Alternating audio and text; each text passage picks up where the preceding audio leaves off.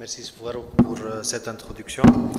Donc, vous m'excuserez, je ne vais pas faire de présentation, mais je vais parler de l'expérience de Tunisie Télécom par rapport à la migration IPv4 IPv6.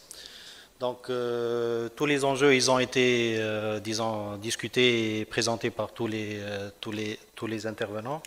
Mais je dirais juste que du point de vue service provider ou opérateur Tunisie Télécom, nous avions deux enjeux majeurs. Le premier, c'est le client, bien sûr.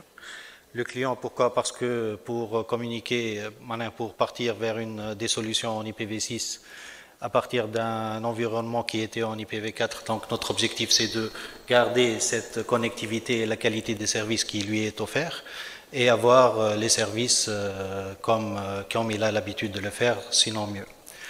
Donc ça c'est pour du côté client, mais pour nous aussi, pour nous en tant que service provider, disons la partie network, elle est très importante. C'est l'infrastructure.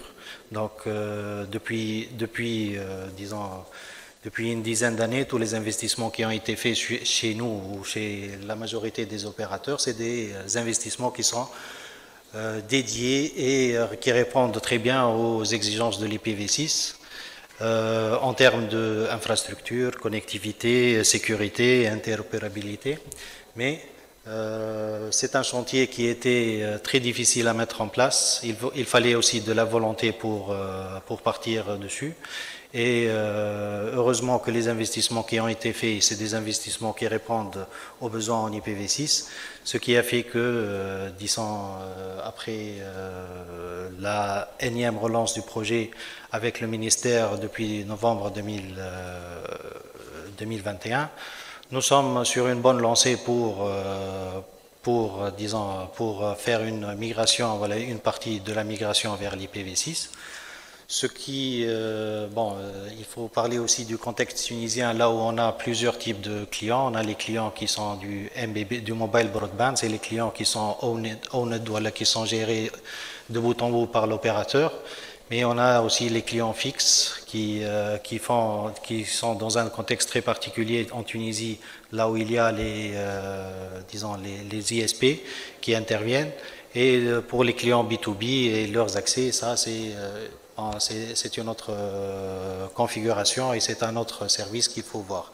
C'est pourquoi le service qui est géré de bout en bout par l'opérateur, c'est le mobile broadband. C'est pourquoi je pense qu'il a été décidé de partir faire des solutions en IPv6 pour le mobile broadband et c'est ce que nous sommes en train de faire actuellement.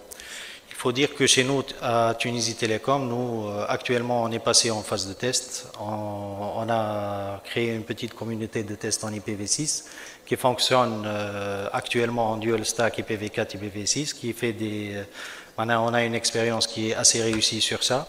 Et nous pensons que d'ici la fin de l'année, nous serons capables de mettre en place le dual stack sur tout le parc mobile broadband de TT en IPv4, IPv6. Mais nous travaillons sur une solution simple stack en IPv6. Ça, c'est pour, minimiser l'utilisation de l'IPv4 et repartir vers des utilisations exclusivement en IPv6.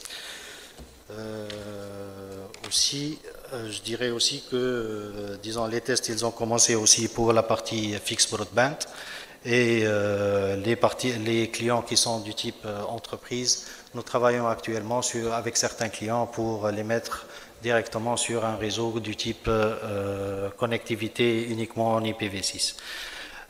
Nos objectifs, c'est de partir d'ici de la fin de l'année, d'avoir des solutions pour le mobile broadband en IPv6 et sur 2023, c'est généralisé surtout pour la partie fixe broadband et améliorer notre solution en IPv6. Et merci à tout le monde.